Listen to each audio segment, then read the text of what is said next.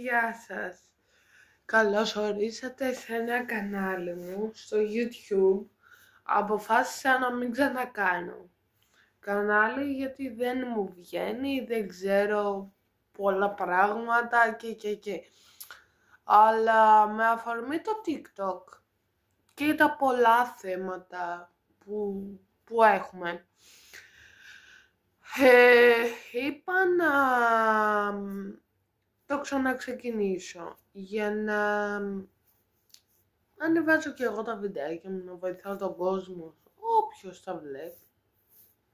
Λοιπόν, το πρώτο βίντεο που θέλω να θίξω και το πρώτο βίντεο που έκανα και στο TikTok νομίζω σήμερα ναι, είναι το θέμα του πρώην. Θα μου πεις γιατί ασχολείσαι ακόμα με τον πρώην σου. Με αφορμή το τραγούδι της Κατερίνας, της τραγουδίστρας που λέει «Σε ετοίμασα εγώ για την επόμενη», βγήκε ένα στο TikTok και είπε το ότι τους εκπαιδεύσαμε και. Ναι φίλε, τους εκπαιδεύσαμε. Γιατί όταν μπαίνεις σε ένα σπίτι και πας ευθεία και δεν σκέφτεσαι το ότι είναι άνθρωποι στο σαλόνι να πεις ένα γεια σας, τι κάνετε. Μπαίνεις μέσα, κάθεσαι, άσε το άλλο τώρα που τα θυμάμαι. Βλέπεις τηλεόραση, σε ξένο σπίτι, δεν έχει σημασία αν εγώ είμαι μαζί σου, είμαι η κοπέλα σου, είσαι σε ξένο σπίτι. Σου ανοίγει μια γιαγιά την πόρτα και φωνάζεις γιατί παίζει η ομάδα σου. Όχι φωνάζεις ρε μαλάκα, αλλά φωνάζεις, ακούει όλη η πολυκατοικία. Και να λες εσύ ως κοπέλα ότι μου σταμάτα, ντρέπομαι γυναίκα. Θέλει μυαλό να κάτσεις, να το μάθεις αυτό στον άλλον. Όχι ότι το μάθα, τζάμπα το σάγιο μου χάλαγα ένα χρόνο, αλλά θέλω να πω το ότι ναι, εμείς τους μάθαμε να φέρονται, εμείς τους μάθαμε να σέβονται τις γυναίκες, όχι ότι έχει αλλάξει κάτι και τις σέβονται, έτσι. Αλλά τώρα, ας πούμε, στην τωρινή μου σχέση, δεν του έχω μάθει τίποτα, ρε. Σέβεται, εκτιμάει. Πήρε ηχεία, τα ζήτησε ο παπάς μου, πήρε, τα παράγγειλε, τέλος. Είναι θέμα μυαλού και σεβασμού. Δεν θες.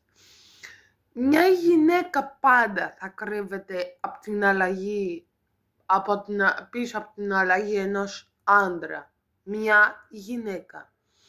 Γιατί η γυναίκα έχει σεβασμό, η γυναίκα έχει τα κότσια να το πω, Και επίσης μην ξεχνάτε ότι από μια μάνα γεννηθήκατε. Μια μάνα 9 μήνες σας έφερε στον κόσμο. Ναι, δεν τους εκπαιδεύσαμε, σκυλιά δεν είναι. Αλλά όταν μαθαίνεις σε κάποιον τρόπους, οι οποίοι τρόποι δεν τους είχε από πριν και έκατσες εσύ να τους μάθεις, ναι ρε, το τραγούδι πάει για μένα. Και που ξέρω εγώ πόσες άλλες κοπέλες έχουν κάνει περισσότερα.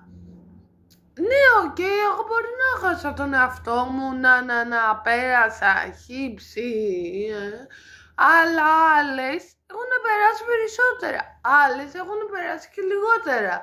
Δεν είναι εκπαίδευση ο άντρας, ούτε η γυναίκα, αλλά όταν το μαθαίνεις να σέβεται και να εκτιμάει και πάει το καθεξής, έχεις δικαίωμα να γυρίσεις και να πεις ναι, εγώ το μάθα. Ναι, εγώ έκατσα και το έμαθα. Δεν το είχε, σε μένα δεν μου φερόταν έτσι. Και ξέρεις άσχημα που είναι να φέρετε στην άλλη έτσι, που ακόμα δεν έχει προλάβει να του δώσει ό,τι είναι να του δώσει και σε σένα που κάνεις τόσα, να μην σου δίνει τίποτα. Αν αυτό δεν με νοιάζει, εγώ δεν θέλω τίποτα από τον συγκεκριμένο. Θέλω απλά να μαζέψει κάποια άτομα που μου κάνανε κακό. Βασικά όχι, δεν θέλω τίποτα. Είμαι μια χαρά στη σχέση μου.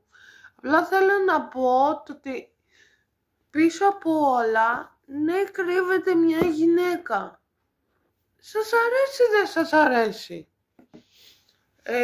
Αυτό για σήμερα ήταν ένα μικρό βιντεάκι, 6 λεπτά, δεν πειράζει. Λοιπόν, θα το ανεβάσω αυτό και στο TikTok.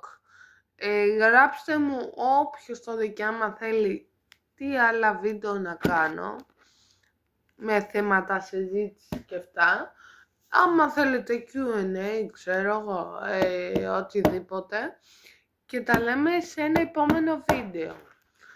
Subscribe, like και το καμπανάκι. Φιλάκια πολλά, καλό μεσημέρι. Γιατί μεσημέρι είναι το.